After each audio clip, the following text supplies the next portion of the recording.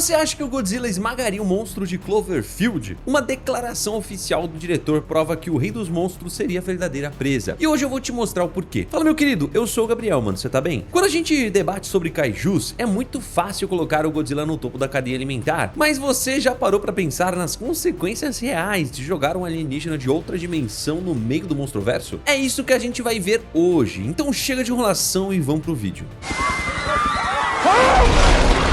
A gente precisa primeiro alinhar o que é exatamente essa criatura. No primeiro filme de 2008, a gente acompanha a destruição de Nova York pela perspectiva de uma câmera amadora, que limita muito a nossa visão do monstro. Mas a lore oficial, expandida no famoso jogo de realidade alternativa que rolou na internet na época, o ARG da empresa Tagruato, muda completamente o cenário. O monstro que ataca Nova York não é só um predador alfa em busca de território, como os titãs que a monarca monitora. Ele é um bebê, bem assustado, cara, por sinal. A história oficial mostra que a Tagruato, uma mega corporação japonesa, construiu uma estação de perfuração de petróleo chamada Shuai, no meio do Oceano Atlântico. Só que eles não estavam perfurando atrás de petróleo, eles estavam extraindo um ingrediente chamado néctar do fundo do mar, usado para fabricar uma bebida chamada slush. Esse néctar estava concentrado exatamente onde o monstro dormia. Quando a estação Shuai desabou, o que a gente consegue ver nos vídeos vazados da Tagruato foi o porquê o bebê acordou. Ele não invadiu a superfície por maldade, ele foi expulso do seu habitat. Agora isso acontecendo dentro do Monstroverso é outros 500, cara. A organização Monarca rastreia criaturas milenares que fazem parte de um ecossistema orgânico da Terra. Titãs como o Godzilla, a Mothra ou o Behemoth têm uma função bem clara, seja equilibrar a natureza ou restaurar os níveis de radiação do planeta. O bebê Clover, por outro lado, é um bicho todo diferente, né? Ele não pertence à ordem natural. Se esse bebê cair no universo do Godzilla, a rede de postos avançados da Monarca pitaria na mesma hora, com uma assinatura acústica e biológica que não bate com nenhum registro histórico. Os sismógrafos da organização registrariam um movimento colossal no fundo do Atlântico. Seria como a chegada do Ghidorah, cara, uma espécie invasora alienígena, mas com uma diferença crucial. O Ghidorah, ele queria terraformar e dominar o planeta. O Clover, ele só estava tendo um ataque de pânico em proporções titânicas.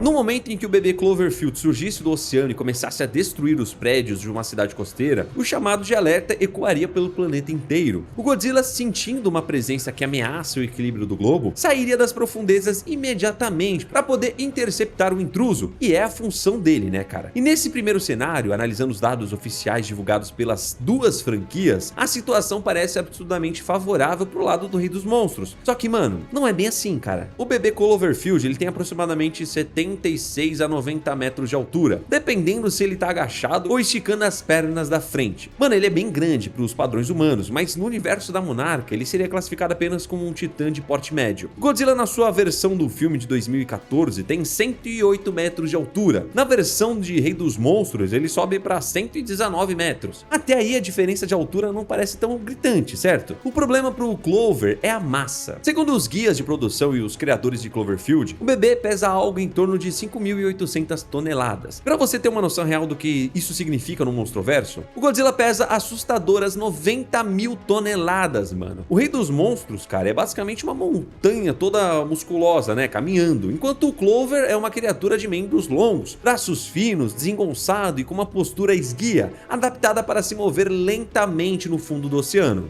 A diferença de peso é tão absurda que uma única investida física do Godzilla arremessaria o monstro de Nova York através de vários quarteirões. O Clover seria tratado como um boneco de pano. A pele do Clover é incrivelmente resistente, isso a gente não consegue negar, né? Porque no filme a gente vê ele sobrevivendo a bombardeios pesados dos caças F-18, artilharia contínua de tanques Abrams e lança-foguetes direto na cara. A anatomia dele suporta explosivos militares modernos, sem apresentar cortes profundos ou sangramento grave. Só que a gente sabe por todas as HQs e filmes do Monstroverso que os titãs batem infinitamente mais pesado que qualquer armamento humano. Um golpe da cauda do Godzilla que tem inércia suficiente para poder derrubar um muto fêmea e jogar o Kong no chão iria quebrar os ossos finos das pernas do Clover na hora. E a gente nem precisa se aprofundar muito na baforada atômica do Godzilla. A temperatura da rajada, cara, dele é comparável ao núcleo de um reator nuclear em colapso. Se o Godzilla chegasse a disparar essa radiação concentrada diretamente no peito pálido do bebê Clover, a pele dele, que aguenta explosivo C4, iria derreter instantaneamente. A luta acabaria em questão de minutos, mas é exatamente nesse ponto da história que as coisas começam a mudar, porque o combate de corpo a corpo é a menor das preocupações pro Monstroverso. Mano, eu vou te mostrar agora o que a maioria esmagadora das pessoas ignora completamente quando cria essas batalhas na cabeça. O verdadeiro perigo do Cloverfield nunca foi apenas um monstro gigante que derruba prédios. Só que sim, mano, as criaturas que viajavam agarrado no corpo dele. Eu tô falando dos parasitas, ou como os arquivos oficiais chamam, os HSP, Human Scale Parasites. Durante o ataque a Nova York, a agitação da criatura fez com que cerca de 2.000 desses parasitas do tamanho de cães de grande porte se desprendessem do corpo dela. Eles caíram nas ruas e nos túneis de metrô e começaram a caçar tudo que se movia, mano. E a mordida deles não é apenas uma ferida infeccionada, ela é quimicamente fatal. Através da lore escondida da bebida Slushio, a gente descobre que os parasitas passam a vida inteira consumindo aquele néctar do fundo do mar, direto do sangue do monstro. Esse ingrediente secreto causa um crescimento celular bem bizarro, mano. Quando um parasita morde um humano no filme, a reação química no corpo da vítima é tão violenta e incompatível que a pessoa começa a inchar, sangrar pelos olhos e em questão de minutos literalmente explode de dentro pra fora, porque as células entram em um tipo de colapso. Mano, agora joga isso no Monstroverso. Durante a luta contra o Godzilla, ou enquanto o monstro caminha desesperado pela costa, centenas e centenas desses parasitas caem na terra e começam a se espalhar pelas redes de esgoto, pelas florestas e por regiões mapeadas pela Monarca. Eles não iriam atrás apenas de humanos, provavelmente. Eles começariam a atacar talvez a fauna local de titãs menores. Pensa no impacto disso na Terra Oca, por exemplo. O Monstroverso tem um ecossistema muito delicado lá embaixo, cara, habitado por criaturas estritamente adaptadas. E se um parasita desses morde os chacais da morte, ou se depara com as feras nativas que habitam as cavernas profundas, a anatomia dessas criaturas é diferente da nossa, mano, e eles são alimentados por radiação. O contato direto do néctar do fundo do mar, que é um agente altamente mutagênico, com o sangue radioativo das criaturas do Monstroverso, criaria uma reação em cadeia simplesmente imprevisível. A gente poderia ver até esses predadores menores sofrendo mutações instantâneas. Eles poderiam inchar e explodir, causando danos letais em áreas que a Monarca nem consegue monitorar direito. Ou pior, tá? Os próprios parasitas poderiam se adaptar, sofrendo mutações ao absorver a radiação pesada do ambiente e crescendo até o tamanho de carros ou casas. O Godzilla ia finalizar o bebê Clover sem suar, mano, isso é um fato. Só que quando ele rasgasse o corpo da criatura, ele iria deixar para trás uma praga que iria se espalhar como fogo em mato seco. A Monarca não teria pessoal nem equipamento para conter 2.000 parasitas escondidos nos túneis do mundo. Seria uma contaminação irreparável, cara, capaz de alterar a cadeia alimentar e desestabilizar o equilíbrio que o Godzilla lutou tanto para poder manter.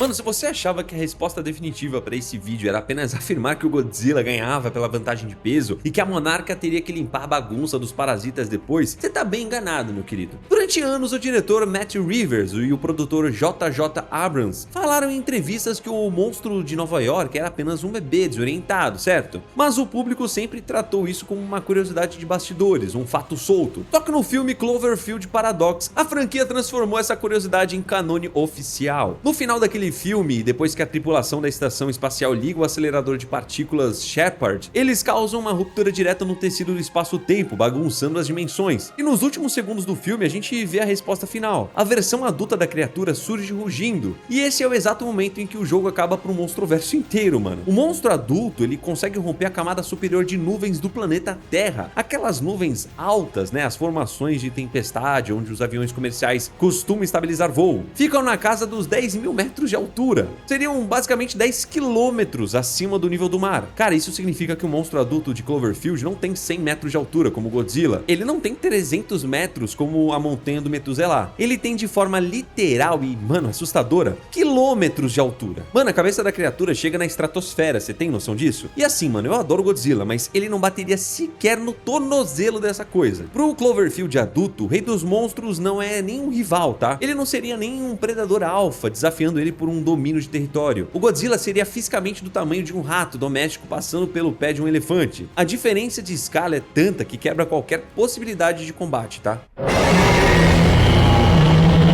Cara, se essa ruptura do acelerador Shepard abrisse um portal e jogasse o monstro adulto na terra do Monstroverso, todo o conceito milenar de hierarquia que a Monarca estuda, mano, ia direto pro lixo no mesmo segundo. Não existiria disputa pela coroa de Rei dos Monstros. Quando a gente lê materiais canônicos como a HQ Godzilla Dominion, fica muito claro que os titãs se comunicam por bioacústica. Eles se desafiam, eles entendem a postura uns dos outros e respeitam a ordem de quem se prova mais imponente. Mas o Clover adulto é um detalhe à parte. Ele não não pertence àquela dimensão, ele não obedece ao chamado de submissão do Godzilla, porque ele não entende a linguagem, né? Muito menos se importa com o equilíbrio ecológico daquele ambiente. A massa de um ser com 10 km de altura seria tão incomensurável que ele não conseguiria se mover sem destruir a geografia do planeta. Mano, a gente aplaudiu no cinema quando o Godzilla e o Kong lutaram em Hong Kong, destruindo prédios de vidro e concreto, mas o Clover adulto, ele iria destruir placas tectônicas inteiras só por existir e colocar o peso da pata no chão. O simples ato dele caminhar pelos continentes esmagaria montanhas e causaria terremotos de magnitude apocalíptica em escala global. A gravidade da Terra mal conseguiria sustentar a existência dele sem fraturar a crosta. Você entende como tudo muda de figura quando ele sai de um monstro bebê e vai para um monstro adulto? E provavelmente você deve estar pensando, mas o que acontece com a Terra Oca nessa situação? O Monstroverso já estabeleceu que existe todo um mundo subterrâneo gigantesco com a sua própria inversão gravitacional, sustentando a superfície da Terra como uma casca. Uma criatura com quilômetros de altura e milhões de toneladas pisando na superfície geraria uma pressão mecânica tão absurda que os túneis de acesso, os vórtices e as próprias abóbadas de pedra da Terra Oca começariam a desabar. Regiões inteiras do mundo inferior seriam esmagadas pelo peso do passo dele na superfície. Os titãs que dormem no subsolo profundo seriam enterrados vivos ou seriam forçados a subir para a superfície em um pânico generalizado e instintivo, criando o maior evento de fuga em massa da história do planeta. A Monarca, cara, apenas sentaria e assistiria ao fim do mundo pelas telas, porque se o Godzilla, que é o Godzilla, não dá conta, imagina eles. Ainda assim, mano, a gente conhece o Godzilla. Ele é muito fiel a um instinto de proteger a Terra e manter a ordem a qualquer custo. Ele iria tentar atacar, provavelmente. Ele não vai recuar. Ele bem provavelmente nadaria a toda velocidade até o Clover adulto e dispararia o seu bafo atômico mais potente direto na perna ou na garra da criatura. Só que é aquilo, né, cara? O feixe de radiação do Godzilla, por mais quente e destrutivo que seja, tem um limite de área de impacto. Contra uma criatura daquele tamanho, o bafo atômico dele seria como uma agulha quente espetando a sola de um pneu de trator gigante. A versão bebê já resistia a bombas capazes de nivelar quarteirões inteiros, sem sofrer dano interno. A versão adulta, escalonada para quilômetros de altura, teria uma camada de pele e tecido protetor com uma espessura de dezenas, mano, talvez até centenas de metros de densidade pura. O bafo atômico mal faria cócegas na derme superficial do monstro. Ele provavelmente iria nem notar, mano, que ele estava sendo atacado pelo alfa do planeta. A Monarca não teria ogivas nucleares suficientes no arsenal inteiro da humanidade. O Godzilla não teria fôlego e energia. O Kong seria subjugado bem rápido, cara, e a Mothra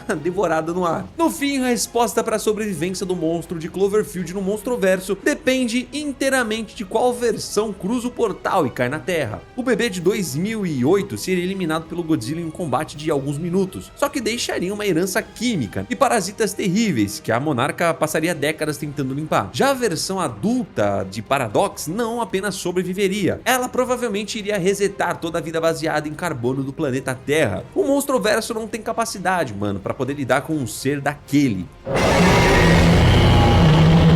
Cara, já deixa o like e segue o canal. Fica com Deus, um abraço a nós. Tchau.